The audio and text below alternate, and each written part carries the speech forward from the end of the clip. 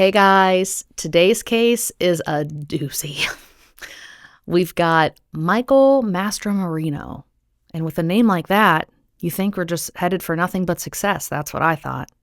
All-American athlete, became a dentist, had a family, all-American family. Everything looks good on the outside, but per usual, there's some shady shit going on. And what did Mom call it? There's a technical name for it. He was a professional tissue harvester. I don't know. Some white collar name for a grave robber.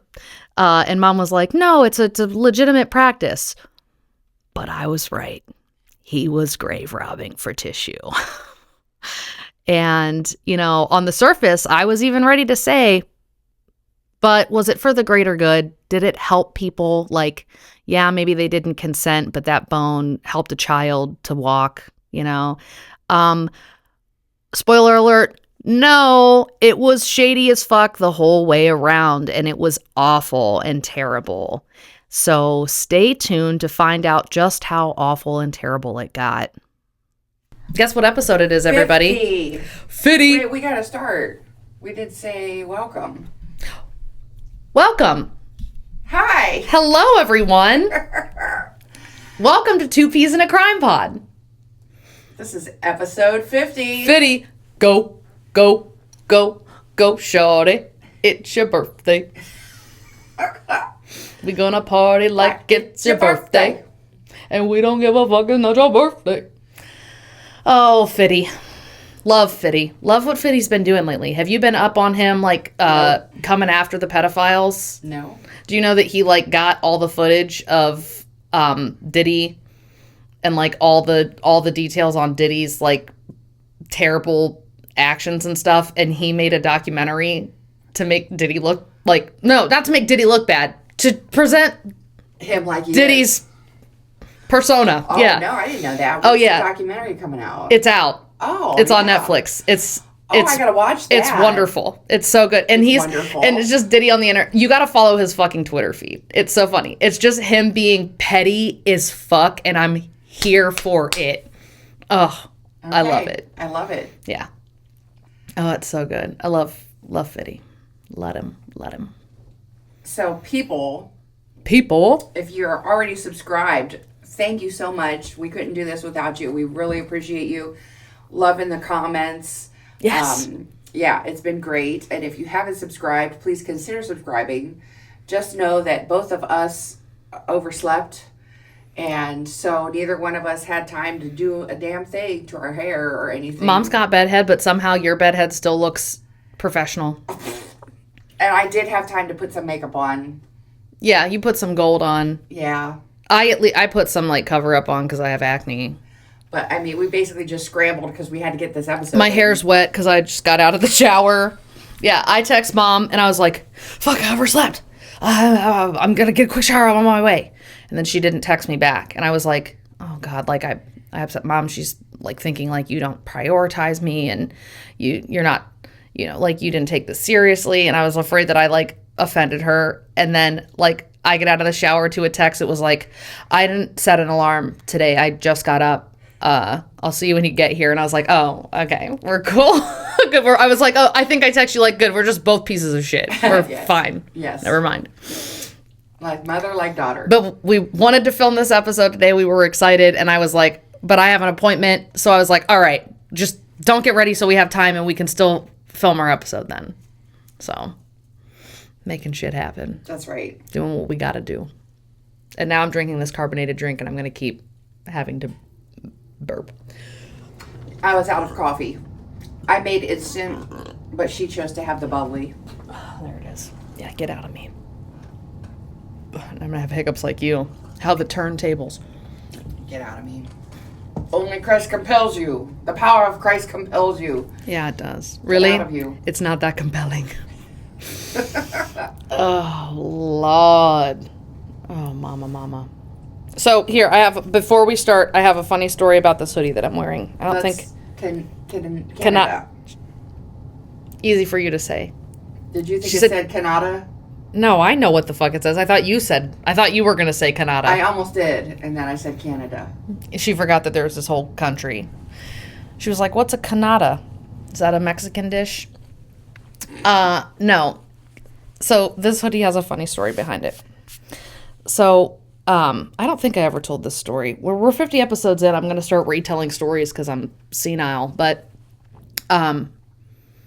my friend Doug, my best friend, and he took a camping trip with his friends up to the middle of fucking nowhere in Canada. They have in Canada.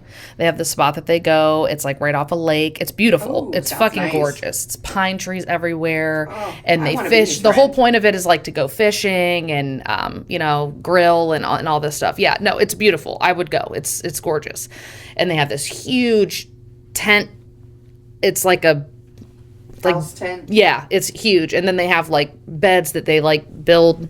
And they sleep like up off the ground and stuff. Yes. So it's like a little more legit than regular camping, and they have all the stuff to cook and everything. And Doug's an amazing cook. He can cook. So, anyways, he takes this trip, and he had told me ahead of time, like, I don't really get good reception up there. Like, I have to walk to like a mountain ridge to get reception, so I won't be able to like text you all the time, but I'll like touch base when I can, And I was like, okay, like, just enjoy your trip. I'm not, like, the neediest person or whatever, but I also do have anxiety, and he's, like, in the middle of the woods, and I just want to make sure he got there safe. And so he gets up there, and this was during the time of the Canadian wildfires.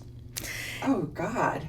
And it was during the time where they were so bad that it was smoky here. In Ohio. Yes. Like when we would go outside and it was like foggy and we were like, what the fuck is that? Orange haze. Yes. And like if you were like up in like like even further north, like it was like bad. Like we're in Ohio. Yes. So like I was like, what the fuck? And so I looked into and then I checked the news and it's like talking about these Canadian wildfires. But Canada's a big place, right? So I'm like, let me look into this. So I look, and I had asked Doug ahead of time, like kind of where he would be. He gave me a general area, like near the city where they would be shopping. So I knew like at least like to narrow it in on the map like this big. And I look and the wildfires are in that, here's Canada and the wildfires are here. And I was like, okay. Oh my God. And so I texted him and I was like, hey, I don't want to be a psycho, but can you drop a pin on your location and send it to me? There's, just so you know, there's some fires around the area. I'm sure you're aware. And let me see where you're at. I'll track it for you. I know you don't have any reception. So he drops a pin and shows me where he's at. And I check where the fires are, and they are, and he was like, it's fine here. Like, we're fine. Like, and he sent me pictures, and it was beautiful, like crystal clear skies, beautiful lake. You could see all the way across the lake. It was beautiful. They're having the time of their lives. They're having fun. They're like they're like one day in. They were aware there was fires because on the way there was some roads that were closed because like if you keep going that way, you're, precautionary, like just don't go that way. It could sweep through. And it was one of those things where like it's burning the tree, it's burning everything to the ground, and then it goes out and then it just sweeps through, It can't burn forever because once all the fucking trees and foliage are gone, it's done. So it's just moving. Okay. Like a storm of fire, right? Just like how it happens in California when they get their fires and stuff. So he sends me his location, and the fires are literally like surrounding him. Oh my gosh. And I'm trying to just be smart. And I know like here, like where we live in Canton, I know that our weather is always west to east. Like it's always sweeping this way. Yes. That's the way the wind's always blowing. The nor'easter. Yes, like it's always like the west side of my house is weather damaged as fuck. The east side is fine, you know. And we watch, like I look to the west to see like, oh, there's storm clouds over there. That's heading our way. Like that's, you know, like that's how we know. But I also know that not every place has the same airflow, right? Mm-hmm.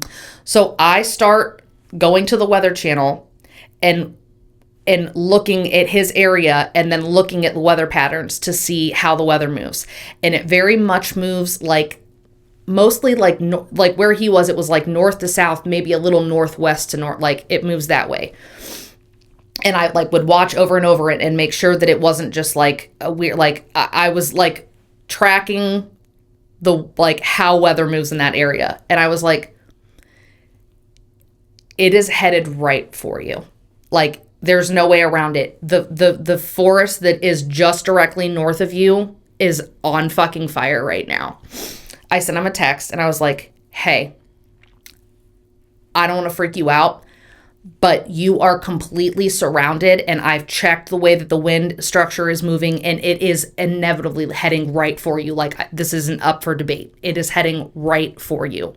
And in the area that they're at, the way the reason they love it is because it's remote. There's like a town they can drive to that's like 20 minutes away and it's like a street that's got a stop and go. Yeah. You know, like, and it's just locals and like the lady that works there knows them because they come once every year and that like, it's small town vibes. And she's like, oh, it's my Ohio boys. And they bring her, like Ohio, like things that we have that they don't. And then she gives them, so I assume syrup or whatever. I don't know. But like they like trade little things and stuff and they become friends over the years. And I was like, honey, I'm telling you, you're in danger. And it is moving rapidly. And if you guys can't get out of there, you need to get wet rags, and you need to take the boat out to like the middle of the fucking lake and lay down in the boat and cover your face with like wet rags. Like it might, like it is going to hit. Like I'm telling you, it's coming. And he was like, I believe you. Like, all right, we're gonna, you know, it started. And then he sent me a picture and he was like, no, we can tell. And he sent me a picture from the same spot he had sent it from the day before. And you couldn't even see like 30 feet out onto the lake because of the smoke. Thick smoke. Oh, gosh. But the other guys were like, I'm sure it's fine. Like, don't be an alarmist. What? And so he talks the guys into going into town. Like, well, let's just go into town where we can hear a weather report and see what's going on. So they go into town. They're closing the town down. The lady's there, and she's like, yeah, they're evacuating us. Like, this place might burn to the ground. Like, they're evacuating us. All the roads are closed. There's only one road out right now. Like, it's serious. You guys really shouldn't be out there. So they're all like, they're pissed because their trip's getting ruined. But we're also talking about like 40-year-old men, like not like young boys that are right. We're talking about people who should know a little better. And Doug was like very adamant, like, I don't want to cancel either. I kind of almost don't give a fuck. Like, whatever, burn me up in Canada. This is where I wanted my ashes anyways. Like, whatever. Like, but he was like, let's just call it. Like, let's just fucking call it. And so they all start packing up and they're pissed. And somehow, by the grace of God, he was getting my texts. Like the texts were coming through. And I was like I was like taking screenshots of like where, because there was like yellow is like you're kind of in danger, you should evacuate. Orange is like get the fuck out, red is you're on fire. Okay. And I was like showing him like here. Like I was like sending him like real-time picture updates and like and I was like sending them like the news report clippings of like the words and stuff and like exit strategies and stuff so that him and the guys knew. And they even like the guys told him like, wow, she must really love you. Like she's like on it. And I was like, yeah, I'm fucking panicked sitting at home that you're going to burn up and get stuck in these fires, because I had watched that documentary on the California wildfires that showed the people like trying to get the fuck out, and they were driving through what I can only describe as hell on earth. Gosh. Like just muscle memory. I know there's a road here going 45, but all you can see is flames and amber and swirling winds, and they're just driving through it, hoping to get through it. Like windows up, flooring it through fires. And that's like all I can think of. Like I was like, oh my God. So it's frightening. That's my worst fear is being burnt alive. Really? That and drowning. Oh, see, drowning for me. It's got to be drowning for me because if you get usually you choke out on the smoke first and then you're already asphyxiated and then you burn. You don't know you're burning. Drowning, I think you just you're aware. You know drowning. What's going. Oh, now I'm choking, but I'm in water, and oh, now the light's draining from my eyes. So, anyways, they do get out of there, but the guys are pissed for reasons I will never understand. And their trip, like, typically they can drive right out of there. They like drive out. It's not perfect, but they would drive like over here and then back down through. And I don't know if it's like Ontario or whatever. They would drive through this city and then they would come into like Buffalo and then they would come back down like, to Ohio. It was so bad that they extended their trip was like 7 hours longer because that road was closed and they had to force everybody northeast all the way up over here, and then they had to come wrap around and come down like it. Oh my god! Like obviously it wasn't just me being dramatic. The fucking country was closing down. Like the fucking city was closing down. Yes. Roads are on fire, and they made it home. Like once I knew they were in the car and I was like, okay, okay, I feel better. So they got home. There's been like beef in that friend group ever since. And Doug's like, I don't get it, but what the fuck ever. What the hell? I don't get it. But I was just so he got home and he was like, I got you. Every time he goes on a trip, he gets me something. And he comes back and he was like, I got you this hoodie. And I was like, Wildfire. So this is my wildfire hoodie, and it will make me laugh because like I was like, yeah, I saved your life and I got this cool hoodie out of it. So you broke up the friendship. Yeah. But You're the Yoko Ono of Doug's friend group. Yeah. Doug's Beetle group. Yeah. I probably have the text on my phone. If I would scroll back through, if I would just go to Doug and search fire, it's probably still in there. But oh yeah, I was a fucking wreck worrying about him. And it was just you can hoard your texts. Yeah, I don't delete my texts. Why would I? That's evidence. My God. Don't try to come at me because I have that shady shit that you sent me from 5 years ago right here. I put mine up like every 3 months. I keep my receipts because I know a lot of motherfuckers. I guess so. So, yeah. So that's the wildfire story. And that's how I got this hoodie. That's a great story. And he was like, I thought this color would look nice on you. I said, thanks, dear. So, yeah, fucking wildfire. Yeah. I wasn't sleeping. I was just up all night, like tracking the storm. Yeah, I bet. I would have been. Oh, Lord. Good times. So he made it unscathed. Oh, and he also brought me, that's not the only thing he got me. He also knows that I love trees and pine trees and stuff like that. And I love like the forest vibe. And he dug up out of the ground an authentic baby, like just starter pine tree. It was like this big. And he was like, I don't expect you to be able to keep this alive. I've brought trees home before, and I don't know why. These trees grow on the side of the ground in gravel, and you bring them home and you put them in nice dirt here in Ohio, and they fucking die. He was like, I don't expect you to be able to keep this alive. So I bought this huge pot so that it could grow and root. And I bought like all kinds of good soil and all the stuff to make the soil nutrient rich and stuff. It died. And then a fucking like deer or rabbit or something came and like ate the roots out of the pot too. Oh, okay. But it was like a month. And then it died. So he was right. I didn't keep the tree alive. But it wasn't just the hoodie. He also brought me back a Canadian pine tree. Yes. He was like, yeah, I dug this out of the ground. The guys thought I was weird. I was just walking around with this tree. But it was funny. Good times. What a trip. I just texted him the other day and I was like, hey, I love you. And he was like, you okay? Something going on? And he was like, it's also kind of weird because usually you say, guess what? And then he goes, what? And I go, I love you. And he knows all my tricks. And I was like, no, I was like, you're right. You know me too well. But no, I was just thinking about you and I just thought you should know I love you. I haven't texted you in like 3 months. So I just wanted you to know I still love you. He was like, okay, idiot. I love you too. Oh, he's a good one. We forgot to turn on our circle light. Oh, here, I'll do it right now.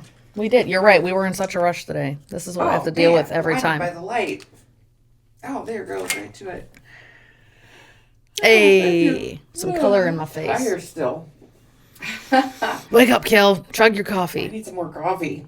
Oh. My eyes twitching. I didn't take enough potassium. You're a mess. I am.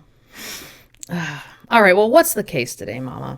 Okay, let's talk about this case. Again, this is one that was really wildly covered. You've probably heard of it. Okay.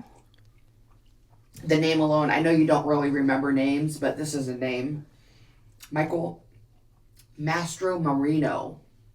No, I feel like I would remember that, and that's not. You know, it's not. Okay. That's quite a name. All right. Well, viewer discretion. This case is disturbing. BD. There's not really any murder. There is some substance abuse. It's just disturbing. I don't know how to describe it without giving away everything that I'm going to say. So we're going to be talking about dead bodies. Okay. Any mutilation of the corpse or? Yes. Oh, okay. So. Defiling a corpse. Murder. No, there's no murder. Oh, not murder. Disturbing content ahead. Viewer discretion. Yeah, advised. If that's going to trigger you, maybe skip this episode. Get the fuck out. Otherwise, buckle up. All right. Buttercup. Okay, Michael Mastromarino. I love that name. What a fun name. Right? He was born either in 63 or 64. Couldn't quite get a clear answer on that. Okay. And he grew up in New York and later built his professional career in New York City. He was considered charismatic and charming by classmates. And he played football in high school. He was the All-American. Do you need to check that? No, I was afraid it wasn't on vibrate, but it seems to be because it didn't beep. Okay. I just want to make sure my phone was off. Check it. If she's texting me from school, she's in trouble. No, it wasn't. We're good. Okay. So, yeah, he was very charismatic. Just the all-American high school boy. You know, the hero, the football hero kind of guy. Very good. Prom king kind of guy. Okay. Yeah. Yep. Yeah. He attended New York University and he earned this degree in dentistry and dental surgery. Oh, wow. Okay. Yeah. After completing his training, he became a licensed oral surgeon, and by the 90s, he had established dental and oral surgery practices in New York and New Jersey. Okay. He specialized in dental implants and bone grafting procedures. Oh, wow. Yeah, so he was highly regarded, very successful. Yeah, that's not just your standard dentistry, so... So he also lectured around the United States about dental implant techniques, and he co-authored a book titled Smile, How Dental Implants Can Transform Your Life. Okay. I wish I had dental implants. My teeth are so weird. There's little baby teeth and they're yellow, and they got these two fangs that they stick out more every year. I think your teeth are nice. Well, thank you. You have remarkably straight teeth for not having had braces either. But, like, yeah, there's a little crookedness, but not... You remember how jacked mine were before braces? Like, yours are... Yeah. Oh, and like Lindsay's. Lindsay needs braces. My poor girl. Yeah, but no, I think you have nice teeth. Well, thank you. I'm going to buy you some white strips. I've tried them. All they do is make my gums bleed. Oh, that's gingivitis. Okay. No, they burn the gums. Yeah, your gums shouldn't be that sensitive. Unless they're inflamed. They are with the white strips. They're not sensitive. Oh, okay. I don't have gingivitis. I brush my teeth. I know you brush your teeth. You can have great oral hygiene and still have problems. I give great oral. Cool. Can we get back to the story? Okay. That's what the bathroom stall said, so. Very funny. His colleagues described him as highly skilled and willing to attempt complex procedures that other surgeons avoided. So he was a maverick. Just, Okay. And very successful, doing good. Okay. Mastromarino married Barbara Lynn Rifle, and friends and acquaintances reportedly saw the couple as attractive, successful, and a seemingly stable professional family. And they had 2 boys together. Okay. They were the quintessential American dream couple. Literally, good-looking people, good-looking kids, millions of dollars, lived in an amazing, beautiful home in the country, and things were going well for the Mastromarinos. Well, with that name, you're set up for success with a name like that. There you go. So, there was this incident that happened. Michael's parents came to visit, and they were staying with them in their nice, very big house. Okay. And early in the morning, Mrs. Mastromarino, the mother, Okay. woke Barbara up and said, something's wrong with Michael. So she goes to check him. He's in the bathroom, and Michael, or is The Michael husband. and father?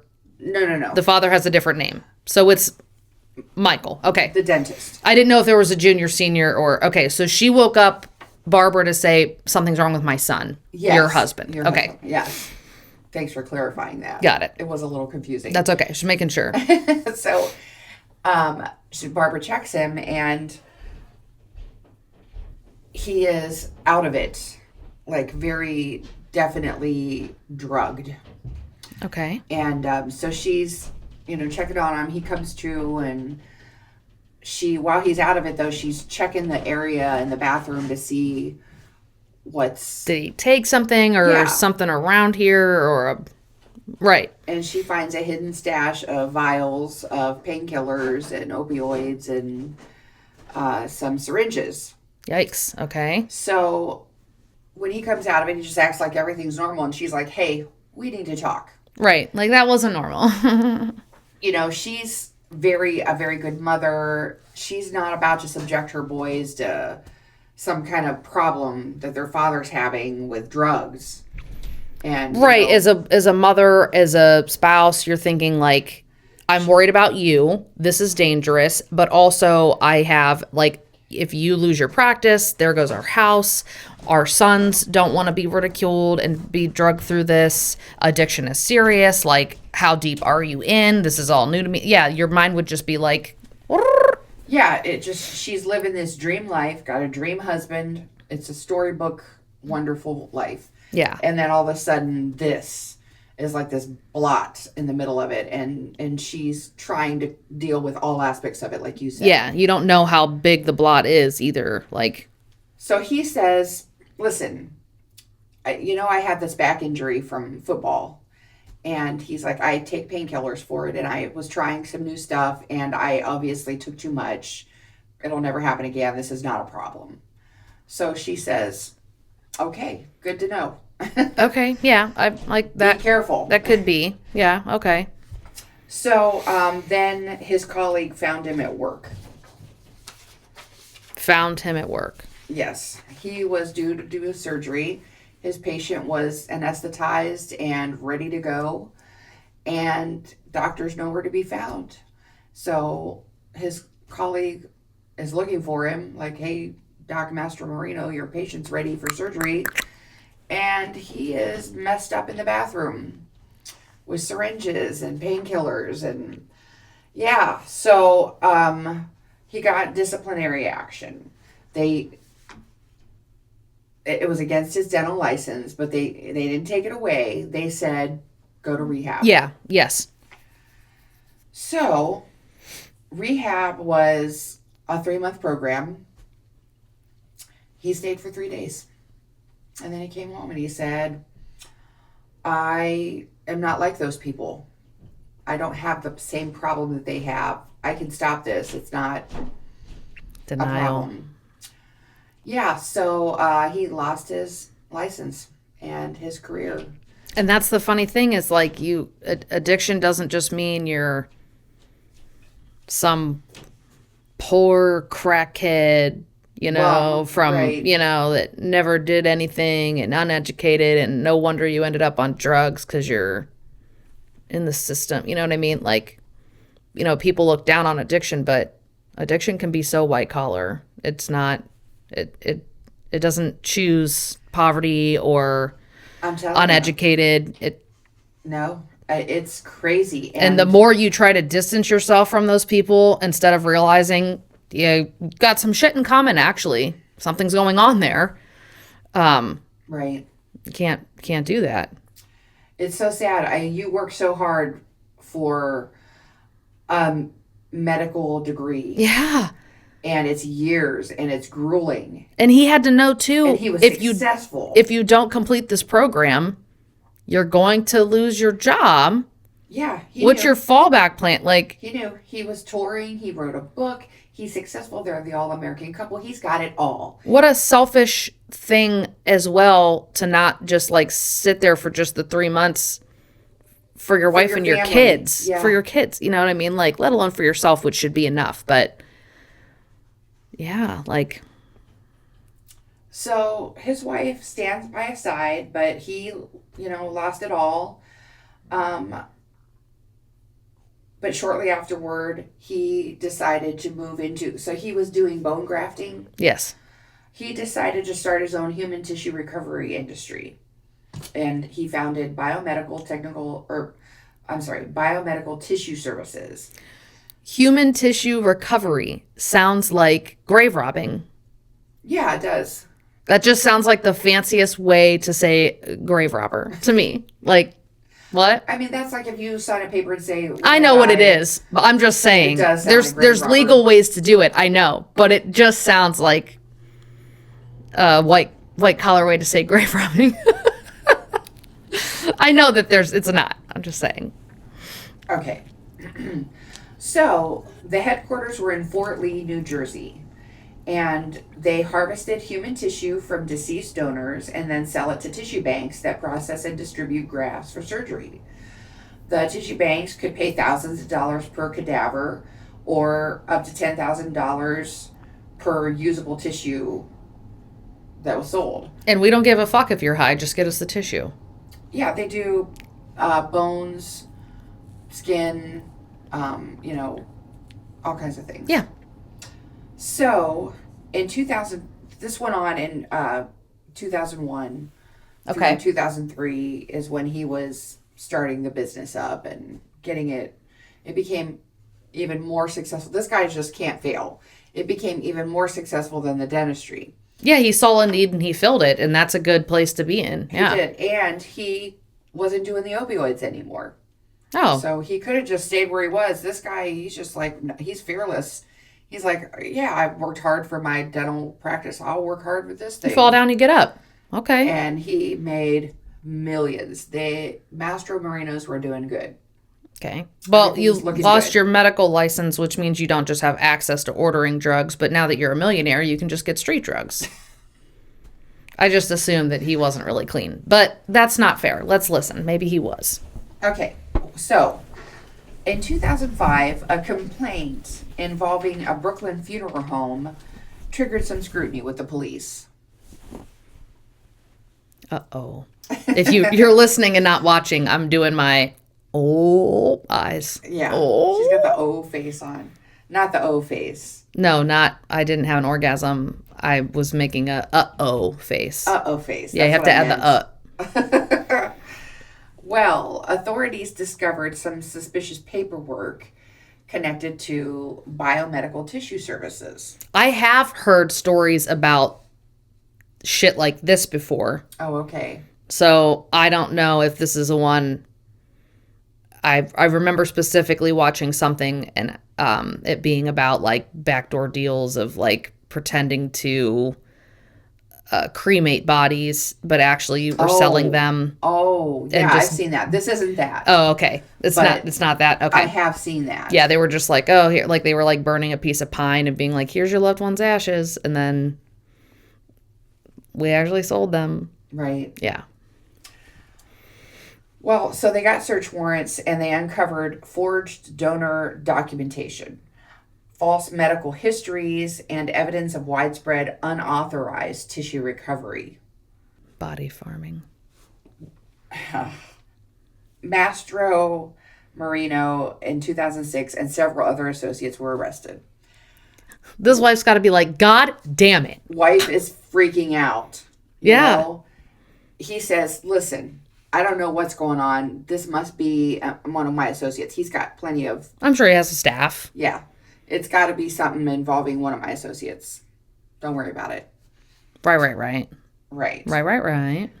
Charges included enterprise corruption, body stealing, Oh, my stomach grand just larceny, forgery, opening graves, and unlawful dissection. Remember when I said sounds like white collar grave robbing? And why? Millions of dollars in illegal profits. That's Well, why. duh, because the money's there. That shit's needed. Like, there's wait lists for people who need that. There's absolutely a market for it. Yeah. So let's find out. And what I they were gotta doing. tell you, if I needed like a bone graft or a skin graft, I'm not gonna be like, hey, is it all of this skin that you're about to give me or this bone on the up and up? I'm just gonna be like, I don't fucking care. I'm sure they were dead. I hope. Just put it in, fix me. You know, like Yeah, that's exactly. The donors are the they don't. receivers They're not asking grateful. questions. They assume everything's I mean, you got burn victims that need skin and yeah. to keep them so they can heal. You know, it's not Yeah. permanent skin. It just is a covering because you get infections when you don't have skin. But Yeah. let's find out what they were doing. Okay. So the scheme they were running ran from 2001 to 2005.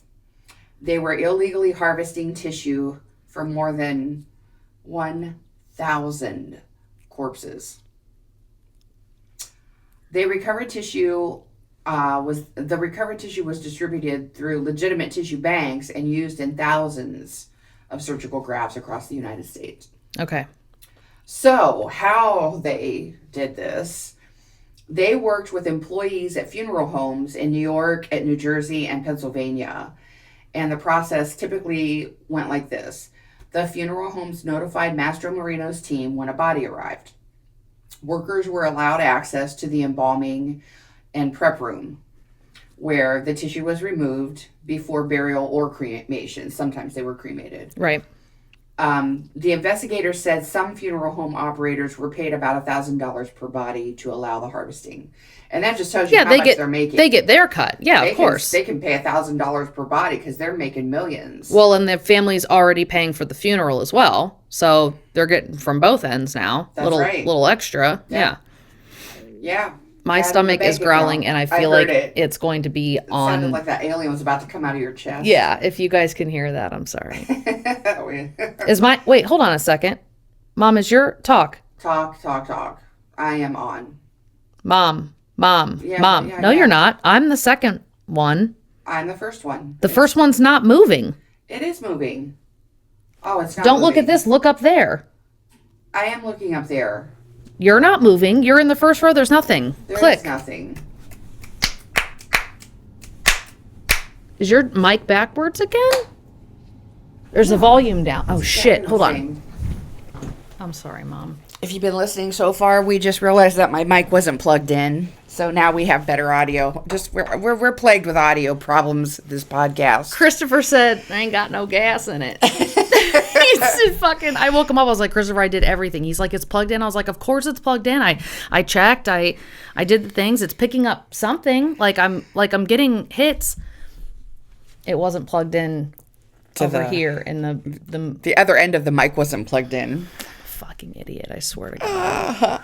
That's all right. We got it figured out. Okay, so you'll be able to use your phone audio for the first part and then dub in real audio now. Yep. Guys, we're really trying to make this a I don't good know. I podcast. project so good. I might come off of your microphone. You probably fucking are. I might. We might have. You might have me on your microphone. We'll see. Well, I won't know till I've edited. So it'll be exciting gonna for all cry. of us. I try so hard, guys. It's fine. I have this one pathetic job to do, and I do it forgettably. All right. To continue where we left off. Many victims were elderly individuals, hospital patients, or residents of nursing homes. In many cases, families had not given consent for tissue donation. So the workers were removing leg bones, femurs, tibias, arm bones, tendons, ligaments, and skin to use as orthopedic grafts.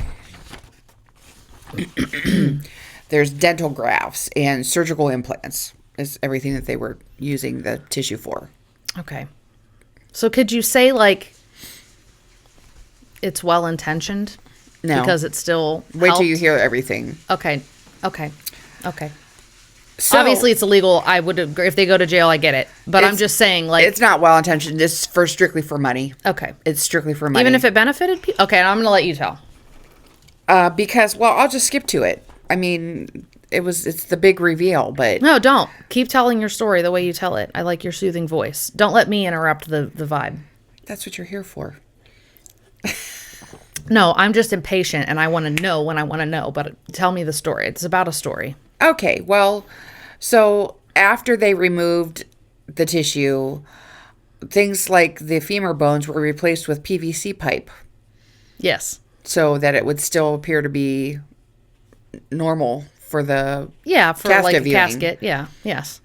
We put a brick in your chest so that you have a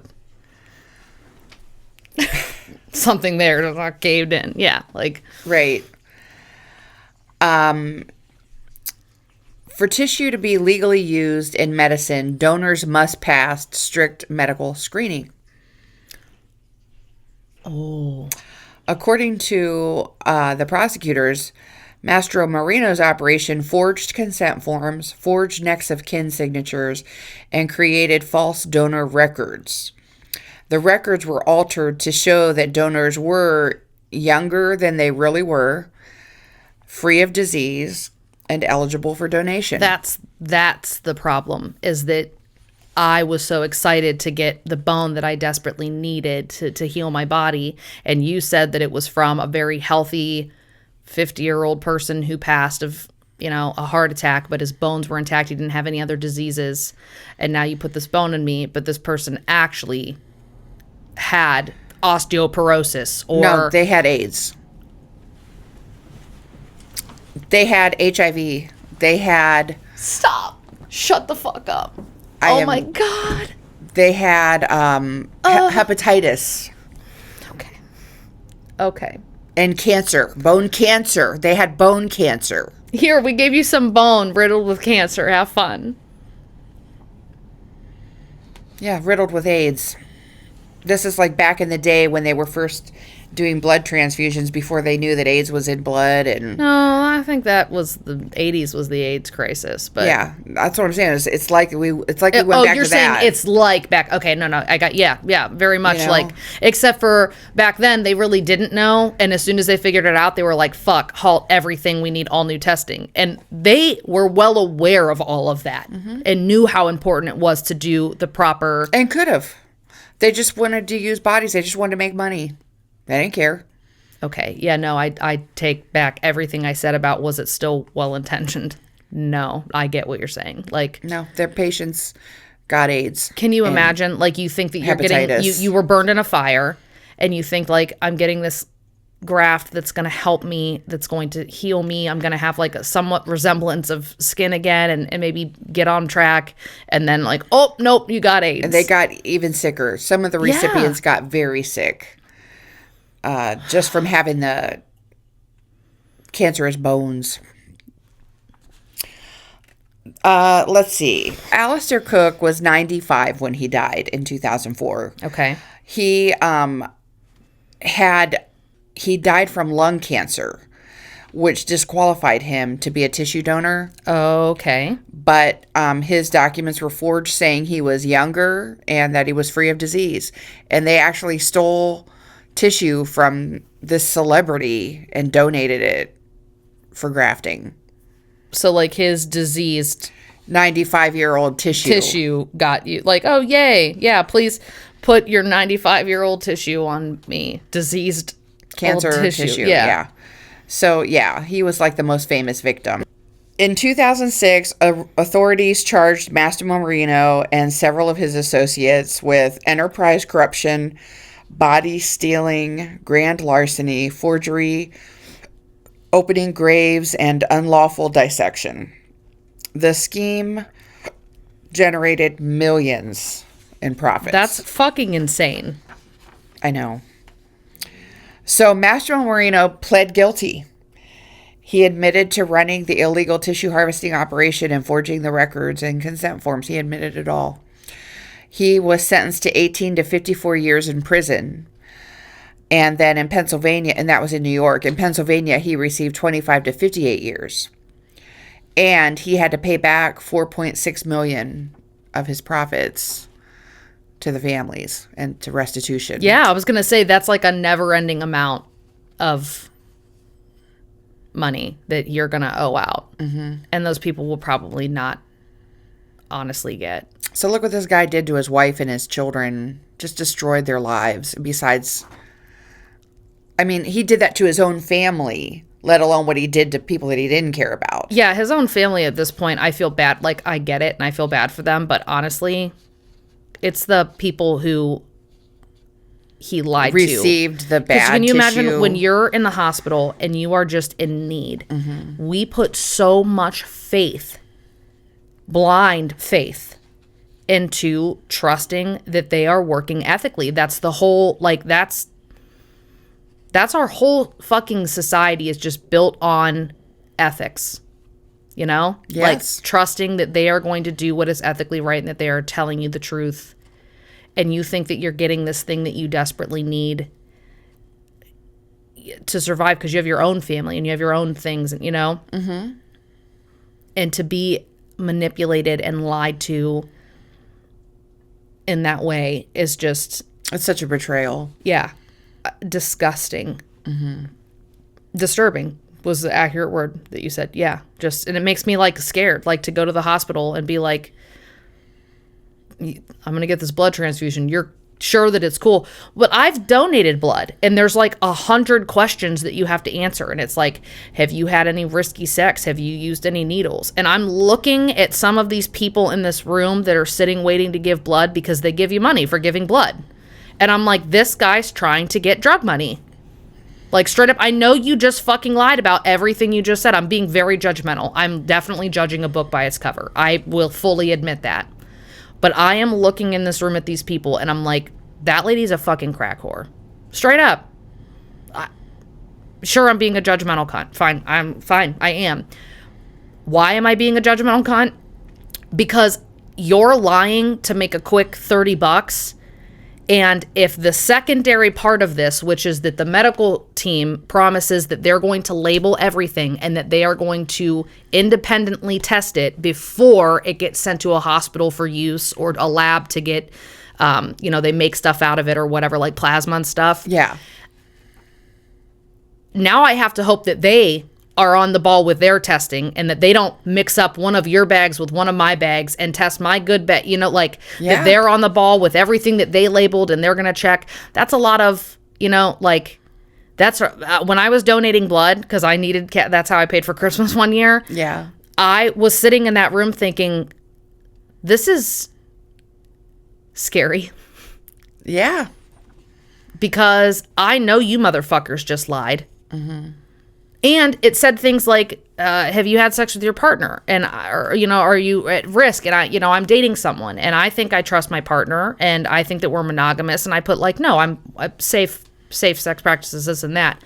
But what if my partner had been using drugs and picked up a disease or fucking around on me and picked up a disease? So I have it and I'm none the wiser. So I answered my questions honestly, but I contracted something without even, It still needs to be tested. At the crux of it, it's still got to be tested over here. But it seemed like they took how many bags from me and they're just like popping on labels and then it all gets like, it just seems like a precarious situation. Like, yeah, it does. It's a lot of trust that we put into these systems. That's true.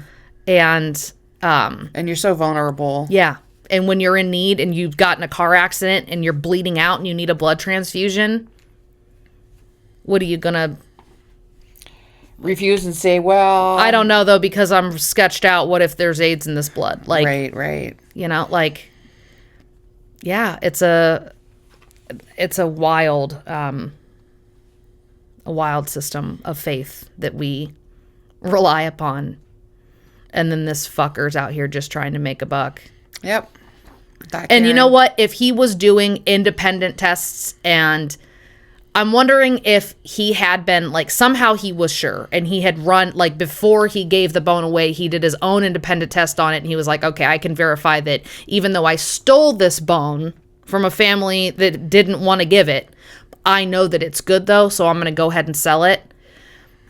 I think I could live with that. Okay. You know, like, because it's for the greater good. But, and yeah, then of course you'd have to do shady shit like put PVC pipe in so they don't know you took their fucking femur. Like, and that's betrayal, and that's not right. And I get that. If somebody didn't consent, even though they're dead and their family didn't want, like, you shouldn't do it. I could go with like a slap on the wrist of punishment, you know, like if it helps somebody. Well, yeah. That's one of those slippery slopes. Yeah, that's one of those like ethical debate questions, you know? Yes. And then it comes down to like, why don't we as people say, why doesn't everybody just want to be a tissue? As long as I'm healthy, yeah, take it. I'm dead. What do I need it? Help a child, help a person, help anybody. But why don't we do that? What's the biggest thing that I've heard when like they ask you if you want to put like an organ donor? Well, because you're afraid they're going to let you die so that they can sell your shit. That's what I've heard, because I was like, yeah, of course. And I heard people be like, you're an organ donor? And I'm like, yeah, why wouldn't I be? And they're like, well, because if you get in a car crash and you come in and you're on the borderline, but there's a kid that needs a heart, they might be like, oh, she slipped away. There was nothing we could do to, right. Again, to save a child. And like, yeah, there's this whole thing that they would act unethically. There you go. That's true. Yeah, so it's... I'm an organ donor. I am too, yeah. Because ultimately, I just feel like it's the right thing to do. If it could help somebody, I'm just... Again, ultimately... Nobody would want my organs. Because you could donate to science. I could donate to science. I would love to pick apart your brain and see what's going on. Same with mine, in all fairness, but... That's funny. Yeah, it's because we ultimately all just rely on hoping that people have ethics, which is comical considering time and time again we've been shown that people don't operate under ethical, unfortunately, practices. Right. Well, this scandal was one of the largest tissue harvesting crimes in U.S. history. They estimated tissue from the operation was used in thousands of medical procedures. It did regulate the human tissue industry, though, because of this case. There was more regulations put in place for tests. Which just means more hoops to jump through for people who want to act shadily. All right, well, how does this end? Mastromarino died in 2013 at the age of 49 of bone cancer. That's poetic justice. Right? I was like, this can't be real. I had to double check that. God doesn't operate on ethics. He operates on karma. Yeah, that's kind of funny. Died of bone cancer. I just can't feel bad about that. I'm sorry. That's what you get. Yeah. Karma's a bitch. Yeah, absolutely. His wife wrote a book, though, about being the wife of the bone harvester. I can't remember the title of the book, but... We'll have to look into that. You know, I mean, basically, her family is destitute, and she just she cashed in on this extremely... Yeah, that's your only option. Yeah. I mean, she had to do something. It was... I mean, she could go, she could go work at a grocery store, but yeah. She did a tell-all, and yeah. I feel bad for again, like you said, the families of a form of victims too. Absolutely. They wasn't there. They didn't know. They trusted their husband. Yeah. The same way that she totally pissed at him. She wasn't like a money grubber. No, like him. I wouldn't assume. It also, if you were like, yeah, she was in on it too and she totally knew, that also wouldn't shock me. But if she's saying like, I didn't fucking know, I believe that, like. Yeah, she just wanted to protect her sons and give them the best life that she could. She probably thought, like, we're doing great. Like I said, like, we're helping people. Like, what an amazing What an amazing business my husband runs. He's a maverick. Yep. Yeah. Yeah. He was definitely something. Yeah. Yes, he was. Piece of shit. That's all I have today. All right, guys. Tune in. Again, we're sorry for the first half, the audio being bad again. We are plagued with audio issues. We're going to try to get it right next time. I'll add making sure that it's plugged in at the box to my 77-step checklist that I do to make sure that this podcast is good for you guys. Oh my gosh. So we apologize, but thank you so much for... I'm tired today. Sorry. Oh, mama. Stretch it out, girl. Sorry. Thank you for tuning in. Our next case is going to be a good one. You'll want to catch that. If you have not already subscribed, please consider subscribing so you can get notifications. Don't even consider it. Do it. Click it. Click it. Do what she said. And then we drop episodes on Tuesdays, Thursdays, and Saturdays. So you want to get notifications so you don't miss those. But that's all we have for you today. Hope you have a good one. All right, guys. Thank you. Love you. Bye. Bye.